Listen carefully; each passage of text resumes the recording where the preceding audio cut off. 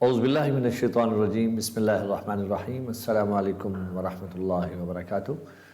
عزیز طلبہ و طالبات، آج ہمارے اس آن لائن لیکچرز کے لیے اس کیمرے کی آنکھ سے میری اور آپ کی پہلی ملاقات ہو رہی ہے۔ اس وقت میں مخاطب ہوں فرسٹ ایئر کے اسٹوڈنٹ سے، جنہوں نے اس دفعہ فرسٹ ایئر میں اپنی رجسٹریشن کرا رکھی ہے اور ہمارے پاس روٹین میں پڑھ رہے تھے یا جہاں کہیں بھی پڑھ رہے ہیں، وہ اس کیمرے کی آنکھ سے اگر میرے اس لیکچر سے فائدہ اٹھانا چاہیں تو ان کے لیے صلاح عام ہے، یاران نقطہ کے لیے۔ عنوان ہے اس وقت چیپٹر نمبر 1 کا اہم ترین عنوان عقیدہ آخرت۔ عقیدہ آخرت ہمارے لیے ایک اللہ کی طرف سے ایک ایسی ذمہ داری ہے کہ ہم نے اور آپ نے اس کو ہر حال میں ماننا ہے، اور اس کو ماننے کا طریقہ کار یہ ہے کہ ہمیں پہلے یہ جاننا ہے کہ آخرت ہے کیا۔ تو عقیدہ آخرت انسان کی زندگی میں اتنی بنیادی اہمیت کی چیز ہے، کیونکہ اللہ رب العزت نے جب آدم علیہ السلام کو اور ہماری اماں جناب سیدہ حوا کو زمین پہ بھیجا تھا تو ان کو ایک چیز سمجھا کے بھیجی تھی، اور وہ یہ تھی کہ جب آپ جا رہے ہو تو یہ آپ کا وہاں سٹے ہمیشہ کے لیے نہیں ہوگا، بلکہ آپ کو وہاں ہم کچھ عرصے کے لیے بھیج رہے ہیں، اور جس عرصے کے لیے ہم آپ کو بھیج رہے ہیں اس کی طریقہ کار اور اس کی بنیاد یہ ہوگی کہ ہم نے آپ کو ایک سٹے دیا ہے، اور قرآن ہم سے کہتا ہے کہ یہ جو سٹے ہے جو اللہ تعالیٰ نے ہمیں دیا ہے، اس کو خدا نے کہا مستقر۔ مستقر کہتے ہیں ایسا عارضی ٹھکانہ، جیسے اس کی میں مثال اگر آپ کو دوں کہ ایک آدمی سفر پہ جا رہا ہو اور اسٹیشن پہ رک جائے، اس لیے رکا ہے کہ اسے ٹرین کا انتظار کرنا ہے۔ ٹرین اگر تھوڑی سی لیٹ ہو جاتی ہے تو آپ دیکھتے ہو کہ کبھی بھی کوئی وہاں نہ تو خیمے لگاتا ہے نہ کمرے بناتا ہے، بلکہ بڑے سے بڑے فن خوان لوگوں کو بھی ہم نے دیکھا ہے کہ وہ وہاں تھوڑی دیر کے لیے رکنا چاہیں تو کبھی اپنے سامان پہ بیٹھ جاتے ہیں، کبھی کسی دیوار سے ٹیک لگا لیتے ہیں، کبھی کسی بینچ پہ بیٹھ جاتے ہیں۔ حتیٰ کہ بعض اوقات آپ نے دیکھا ہوگا کہ اچھے بھلے عزت دار لوگوں کو ہم نے دیکھا کہ وہ زمین پہ کپڑا بچھا کے بیٹھ جاتے ہیں، انہیں کچھ بھی محسوس نہیں ہوتا کہ ہم نے کوئی غلط کیا ہے۔ اور بعض تو ایسے بھی ہوتے ہیں درویش منش لوگ کہ انہوں نے کپڑا بھی نہیں بچھایا اور ویسے بیٹھ گئے، بھی جگہ صاف ہے، کسی کو دیکھا تو اینٹ رکھ کے بیٹھ جاتا ہے۔ بھائی اچھا، جب ان سے پوچھا جائے کہ جناب یہ کیا ہے تو وہ کہتے ہیں کہ بھئی تھوڑی دیر کی تو بات ہے، ابھی ٹرین آ جائے گی، ابھی ہم چلے جائیں گے۔ بالکل یہی تصور اللہ رب العزت نے اپنے ماننے والوں کو دیا کہ اس دنیا کی زندگی کو آپ لوگوں نے یہ سمجھنا ہے کہ جیسے تھوڑی دیر کا ٹھکانہ ہے۔ قرآن کا یہ لفظ مستقر جو ہے نا جی، مستقر کہتے ہی ایسے عارضی ٹھکانے کو ہیں جو تھوڑی دیر بعد چینج ہو جاتا ہے۔ اس لیے حضور علیہ السلام نے اپنے ایک جان نثار صحابی سے فرمایا کہ کن فی الدنیا کأنک غریب، دنیا میں ایسے رہو جیسے کوئی مسافر رہتا ہے۔ اور جب ہم یہ کیفیت اپنے اوپر طاری کر لیں گے تو پھر ہماری زندگی بڑی ہی پرسکون ہو جائے گی۔ وہ کہتے ہیں نا کہ سامان 100 برس کا پل کی خبر نہیں۔ تو جب ہم بہت لمبی کہانیاں بنانا شروع کر دیتے ہیں اور تانے بانے بننا شروع کر دیتے ہیں، ہم کسی کا نقصان تو نہیں کر رہے ہوتے بلکہ اپنے آپ کو بوجھل اور مصیبتوں میں ڈال رہے ہوتے ہیں۔ تو عزیز طلبہ و طالبات، اب ہم چلتے ہیں اپنے پراپر ٹاپک کی طرف۔ تو عقیدہ آخرت کا جب ہم تصور دیکھیں گے کہ اس سے مراد کیا ہے، تو لفظ آخرت کا معنی ہوتا ہے دور کی چیز یا بعد میں آنے والی چیز۔ بعد میں آنے والی چیز یا دور سے یا دیر سے ہونے والی چیز۔ اس کا الٹ کیا ہے؟ اس کا الٹ ہے دنیا۔ تو دنیا اس کا الٹ ہو گیا کہ یعنی دنیا سے کیا مراد ہو جائے گا؟ قریب کی چیز۔ یہ تو ہو گیا لفظی معنی، جس کو ہم عرف عام میں کہتے ہیں، لغت کے اندر لغوی معنی۔ لیکن اگر ہم اس کو اصطلاح میں یہ جاننے کی کوشش کریں کہ اصطلاح میں اس سے مراد کیا ہے، تو اصطلاح میں اس سے مراد یہ ہے کہ اس سے مراد یہ انسان نے مرنے کے بعد پھر جی اٹھنا ہے، یہ تصور ہے۔ اور یہ تصور صرف اور صرف مسلمانوں کے پاس موجود ہے۔ آپ دیکھ لو پوری دنیا کے کافر جو ہیں انہیں اس کی کوئی فکر نہیں ہے کہ آگے ہم نے کہیں جواب دہی کا مرحلے سے گزرنا ہے۔ ہم اپنے پڑوس میں اگر ہندوستان میں دیکھیں تو کتنے لوگ ہیں کہ جن کی چتا لائیو ہم جلتی دیکھتے ہیں، فلموں ڈراموں میں دیکھتے ہیں۔ تو اب وہ جو جلایا جاتا ہے، کیوں جلایا جاتا ہے؟ کبھی سوچنے کی ضرورت ہے۔ تو وہ اس لیے جلا دیتے ہیں، وہ کہتے ہیں کہانی ختم ہو گئی۔ حالانکہ اسلام ہمیں یہ بتاتا ہے کہ جب انسان کے جسم سے روح نکل جاتی ہے تو اصل کہانی پھر شروع ہوتی ہے۔ کہانی اس سے پہلے نہیں بنتی، کہانی بننا بند ہو گئی۔ اب کہانی کا اصل وہ رزلٹ جو ہے نا، اس کی کہانی شروع ہونے لگی ہے کہ ہم نے اندھیرے میں جو تیر چلائے تھے وہ کہاں لگے ہیں۔ اگر مجوس قوم کی طرف آپ دیکھیں تو انہوں نے اپنی ڈیڈ باڈیز کو پہاڑوں پر مچانے بنا کر اور وہاں پلر کھڑے کر کے چھت سے بنا کے ان چھتوں پہ جا کر ان جنگلوں پہ جا کر وہ میتیں رکھ دیتے ہیں۔ ان سے کوئی پوچھتا ہے کہ جناب یہ آپ کیا کرتے ہو؟ کہتے ہیں اب اس کا ہم نے کیا کرنا ہے، اب چلیں کوئی جانور اس کو کھائے گا، کوئی چیلیں، وہ کیا کہتے ہیں گدھ، دیگر پرندے درندے آئیں گے اور اس کو کھائیں گے۔ تو اس کا مطلب یہ ہوگا کہ ان کے کاغذوں میں یہ ہے کہ اس کے بعد کچھ نہیں ہے، تب وہ ایسا کرتے ہیں۔ جبکہ مسلمان کیا کرتے ہیں؟ مسلمان ان کو انتہائی آنریبل طریقے کے ساتھ ڈسپوز آف کرتے ہیں، کتنے لاڈ پیار چاہ سے نہلا دھلا کے خوشبوؤں میں بسا کے نئے کفن پہنا کے پھولوں میں سجا کے دعاؤں کے ساتھ رخصت کرتے ہوئے بہت ہی وی آئی پی طریقے کے ساتھ اور دعاؤں کے حالے میں رخصت کرتے ہوئے اس کو قبر میں رکھتے ہیں۔ کیوں؟ ہمیں بتایا گیا ہے کہ یہ مختلف عالم ہیں جن میں سے ہم نے اپنے 3 فیز گزار لی ہیں۔ ڈیئر اسٹوڈنٹس، آپ کو یاد ہوگا کہ میرا جو پہلا لیکچر آپ کی کلاسز میں تھا، میں نے آپ کو پوری ذمہ داری کے ساتھ پورا بتایا تھا کہ ہم ایک سفر میں ہیں اور اس وقت ہم تیسرے فیز میں داخل ہو گئے ہیں۔ کبھی ہم عالم ارواح میں تھے، پھر عالم ارحام میں تھے، پھر اس وقت عالم دنیا میں ہیں، پھر یہاں سے اب جہاں ہماری منتقلی ہونی ہے اس کو عالم برزخ کہتے ہیں، پھر وہ یعنی قبر کا جہان، اس کے بعد پھر ایک اور جہان ہے اس کو عالم حشر کہتے ہیں۔ اس کے اندر جا کر پھر دودھ کا دودھ اور پانی کا پانی ہوگا، کیا کھویا کیا پایا، اور یہ ساری چیز جو سمجھنی ہے نا، اسی کو عقیدہ آخرت کہتے ہیں۔ یعنی مراد یہ ہے کہ مرنے کے بعد دوبارہ جی اٹھنا، اور اس کے لیے بھی اللہ رب العزت نے قرآن میں جا بجا ہمیں یہ بات ارشاد فرمائی ہے۔ بہت سارے لوگوں نے اس بات کا انکار کیا ہے، کہا ہے کہ جی انسان جب منو مٹی کے ساتھ مٹی ہو جائے گا تو پھر کس طریقے کے ساتھ وہ زندہ ہوگا؟ اللہ کہتا ہے تم یہ آج تو مجھے کہہ رہے ہو کہ انسان مٹی کے ساتھ مٹی ہو گیا، اللہ یہ کہتا ہے کہ کیا تمہیں یاد نہیں ہے کہ تم خود کیسے تھے؟ میں نے کیسے تمہیں زیرو سے ہیرو بنایا ہے، تب تو تمہاری مٹی بھی نہیں تھی، ایک بے جان سے فضول سے ناپاک سے پانی کے قطرے سے میں نے تمہیں کریشن دی، اور کس طریقے کے ساتھ میں نے تمہیں گھڑ کے اتنا معزز بنا دیا کہ آج تم دنیا کے اندر ایک فن خواہ بن کے پھرتے ہو۔ لیکن اللہ رب العزت یہ فرماتا ہے کہ اب تو جب یہ ایک انسان ڈیڈ ہوا ہے تو ڈیڈ ایسے ہوا ہے کہ اس کے جسم سے صرف روح نکلی ہے، ہر چیز تو اس کی پڑی ہے، ایز اٹ از پڑی ہے۔ اب اس کا مطلب یہ ہے کہ جیسے ہم لائٹ آف کرتے ہیں تو وہ ڈیڈ ہو جاتی ہے، تو دوبارہ جب آن کرتے ہیں تو اس میں کرنٹ دوبارہ دوڑتا ہے، وہ زندہ ہو جاتی ہے۔ بالکل اسی طریقے سے اللہ کہتا ہے یہ بات میرے لیے قطعی مشکل نہیں ہے کہ میں ایک بنے بنائے وجود کو، ہاں اللہ کہتا ہے یہ جو تم نے اپنے ہاتھوں سے جلایا اور بہا دیا یا مچانوں پہ رکھ کے پرندوں درندوں کو کھلا دیا، یہ تمہاری آنکھوں نے دیکھا ہے کہ ایسا ہوا، میرے لیے وہ اس کا ایک ایک ذرہ میری آنکھ کے سامنے ہے، جب بھی میں چاہوں گا اس کو دوبارہ کلیکشن کرا کے وہ ایک کمپلیٹ وجود بن کر جیسا وجود وہ دنیا کی اس دھرتی پر چلا کرتا تھا ویسے کا ویسے پھر میرے روبرو آ جائے گا۔ تو اس تصور کو کہتے ہیں عقیدہ آخرت۔ اب حضور علیہ الصلوۃ والسلام کا ارشاد گرامی ہے الدنیا مزرعۃ الآخرہ، دنیا آخرت کی کھیتی ہے۔ عزیز طلبہ، ایک لائن کے اندر اس کا کنسپٹ سمجھ لیجئے، کھیتی کہہ کر مجھے اور آپ کو اللہ نے ایک زبردست طریقے سے ایک ایسی ایگزامپل سے گزارا ہے کہ ہم نے دنیا میں یہ آبزرویشن کی ہے کہ کبھی بھی ایسا نہیں ہوا کہ زمین میں کھیت میں کسی نے بیج بویا ہو کپاس کا، لیکن اس کے گھر کے بھڑولے میں دانے ختم ہو گیا، وہ کہے کہ مجھے یہاں سے اب کپاس نہیں، اسی پودے سے مجھے اب گندم چاہیے، تو گندم اب اس سے نہیں نکلے گی، گندم کا علیحدہ سیزن ہے، اس کا بیج علیحدہ ہے، اس کی ترتیب علیحدہ ہے۔ تو یہ کبھی بھی نہیں ہوتا کہ کسی نے چمیلی کے پھول لگائے ہوں، پودا لگایا ہو اور کہے کہ یہاں سے مجھے گلاب چاہیے، گلاب کا علیحدہ سیٹ اپ ہے، اس کا علیحدہ ہے۔ تو اس کا مطلب یہ ہوگا کبھی بھی بیج اپنی نسل سے ہٹ کر چیز نہیں دیتا۔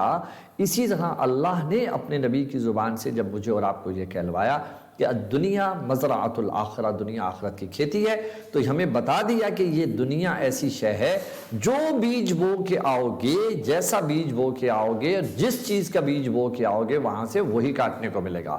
یہ نہیں ہو سکتا جیسے دنیا میں تمہاری آبزرویشن بالکل ہے کہ کبھی بھی ایسا نہیں ہوا کہ چیز اور ہو نسل کہیں سے اور نکل آئی ہو، یہ نہیں ہوتا، سو ادھر بھی نہیں ہوگا۔ اسی طرح ایک حدیث میں آتا ہے کہ دنیا جو ہے مومن کے لیے قید خانہ ہے اور کافر کے لیے جنت ہے۔ عزیز طلبہ و طالبات، اس کو بھی یاد رکھیے گا، کافر کے لیے جنت کیسے ہے؟ کافر کی زندگی ہم دیکھتے ہیں تو وہ عموماً مشقتوں سے کم گزرتی ہے اور ان کو ریلیکس لائف اللہ تعالیٰ زیادہ دیتا ہے، ان کا لائف سٹائل بڑا عمدہ اور دلکش ہوتا ہے، اور ان کی ملک اور شہر جو ہیں وہ بڑے اچھے طریقے سے پرسکون گزر رہے ہوتے ہیں۔ اس کے مقابلے میں مسلمانوں کو دقتوں سے گزرنا پڑ رہا ہے، کیونکہ مشقتوں سے گزار کر اللہ رب العزت نے جنت عطا فرمانی ہے۔ جنت کو پھولوں کی سیج سے نہیں ملا کرتی۔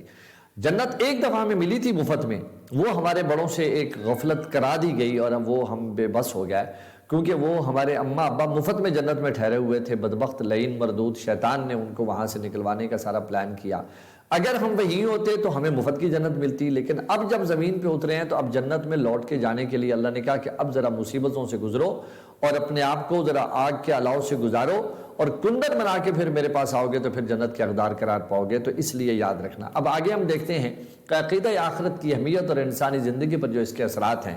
آپ کے سامنے اسکرین پر اس وقت یہ 10 پوائنٹ آ رہے ہیں جو میں نے آپ کی سہولت کے لیے چنے ہیں، آپ کی کتاب میں بھی 5 یا 6 ہوں۔ ان 10 کو غور سے پہلے تو دیکھ لیجئے، پھر نوٹ کر لیجئے۔ میں نے صرف 1-2 لائنوں میں ان کو ڈیفائن کرتا ہوں۔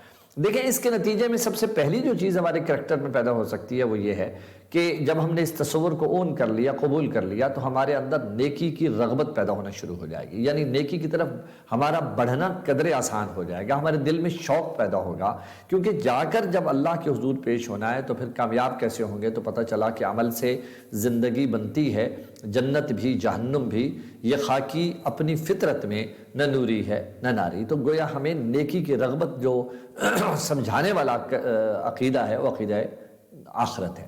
دوسری چیز ہے کہ بدی سے نفرت۔ گناہ کے اندر عارضی لذت ہوتی ہے اور بہت تھوڑی دیر کی لذت ہوتی ہے، لیکن شیطان ہمیں اتنی موٹیویشن دیتا ہے کہ ہم بہت سارے اچھے کام چھوڑ کر بدی کی طرف بھاگنا چاہتے ہیں۔ وہ ایک عارضی لذت، ایک تھوڑی دیر کی لذت، ایک دل پشوری یا آنکھوں کی کوئی تراوٹ مل جائے یا کچھ مل گئی، نتیجہ یہ ہوتا ہے کہ ہم اس کے ذریعے سے ایک عذاب سے گزرتے ہیں اور وہ ہمیں خبر ہی نہیں ہوتی کہ اس کا نتیجہ ہمارا کیا نکلے گا۔ جب عقیدہ آخرت کو ہم تصور کر لیتے ہیں تو ہمیں ہر وقت اس بات کا احساس ہوتا ہے۔ دیکھیں، اس وقت میرے سامنے یہ کیمرہ ہے اور مجھے یہ احساس ہے کہ کیمرہ مجھے ریکارڈ کر رہا ہے، تو مجھے اپنے آپ کو دھیان کرنا ہے۔ ابھی تھوڑی دیر پہلے آپ نے دیکھا ایک مکھی مجھے تنگ کر رہی تھی، تو مکھی مجھے تنگ کر رہی تھی تو میں اس کو ہٹا رہا ہوں، لیکن میں اپنی توجہ نہیں ٹوٹنے دے رہا۔ کیوں؟ میں کہتا ہوں کیمرہ لگا ہوا ہے، میرا ٹائم ضائع ہوگا۔ یاد رکھیں، اللہ کے کیمرے لگے ہوئے ہیں، تو اس لیے ہمیں پھر یہ تصور جو ہے نا، نیکی سے رغبت دے دیتا ہے اور بدی سے نفرت دے دیتا ہے، اور ہم اپنے آپ کو سنبھالنے کے قابل ہو جاتے ہیں۔ آپ کو یاد ہوگا میں نے آپ کو یوسف علیہ السلام کا قصہ عقیدہ توحید میں سنایا تھا کہ کس طریقے سے زلیخا نے ان کو گھسیٹا، سب کچھ کیا، لیکن آخری لمحے پر وہ جو بات نکلی تھی، وہ کلائمیکس تھا اس ساری کہانی کا، وہ یہی سمجھ لیجیے کہ نیکی سے رغبت اور بدی سے نفرت کیسے ہوتی ہے۔ یہی بات کیوں پیدا ہوئی کہ اس عقیدے نے تیسرا پوائنٹ یہ ہمارے اندر احساس ذمہ داری پیدا کر دی، سیلف اکاؤنٹیبلٹی۔ ہمارے اندر ایک ایسا تصور پیدا کر دیا ہے کہ اس نے ہمیں یہ بتا دیا ہے کہ ہم ایک ذمہ دار آدمی ہیں، اور ذمہ دار آدمی وہ ہوتا ہے کہ جو منزل پہ نظر رکھتا ہے اور وہ ایک پوری ذمہ داری کے ساتھ اپنے آپ کو ایک ایسے پیرائے میں سے گزارتا ہے کہ اسے احساس ہوتا ہے کہ میں نے ایک ذمہ دارانہ کام کرنا ہے۔ اگلا پوائنٹ یہ ہے کہ مال خرچ کرنے کا جذبہ ہمارے اندر پیدا ہو جاتا ہے۔ میرے نبی علیہ الصلوۃ والسلام نے ارشاد فرمایا کہ بندہ دنیا میں یہ کہتا ہے میرا مال میرا مال میرا مال۔ حضور نے فرمایا بندے کا مال صرف 3 طرح کا ہے، ایک وہ ہے جو اس نے کھایا ہے اور بوسیدہ کر لیا، یعنی کھا کے ہضم کر لیا۔ دوسرا یہ ہے کہ پہنا ہے اور بوسیدہ کر لیا، یعنی پہناوا ہے اور وہ ضائع ہو گیا۔ تیسری چیز یہ ہے جو اس نے اپنے ہاتھوں سے اللہ کے راستے میں خرچ کیا ہے اور اس کو آخرت کے لیے اس نے ذخیرہ کر لیا۔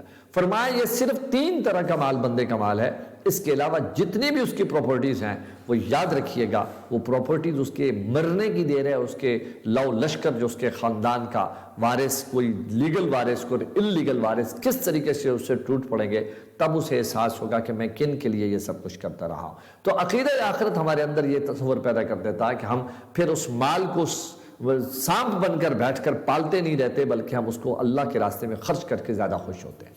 اگلا پوائنٹ یہ کہ بہادری اور سرفروشی، تو عقیدہ آخرت ہمارے اندر یہ بریونس پیدا کر دیتا ہے کہ ہمیں بریو بنا دیتا ہے، بہادر بنا دیتا ہے اور سرفروش بنا دیتا ہے۔ وہ اس لیے کہ ہمارا عقیدہ اور ایمان ہے کہ ایک دن آنا ہے جس دن ہماری جسم سے روح نکل جانی ہے، وہ ہم چارپائی پہ گھر پہ بیٹھے ہوئے بھی مر سکتے ہیں اور ہم میدان جنگ میں بھی جا کے مر سکتے ہیں۔ ضروری نہیں ہوتا کہ جو میدان جنگ میں جائے گا وہ ہر حال میں مر جائے گا یا شہید ہو جائے گا۔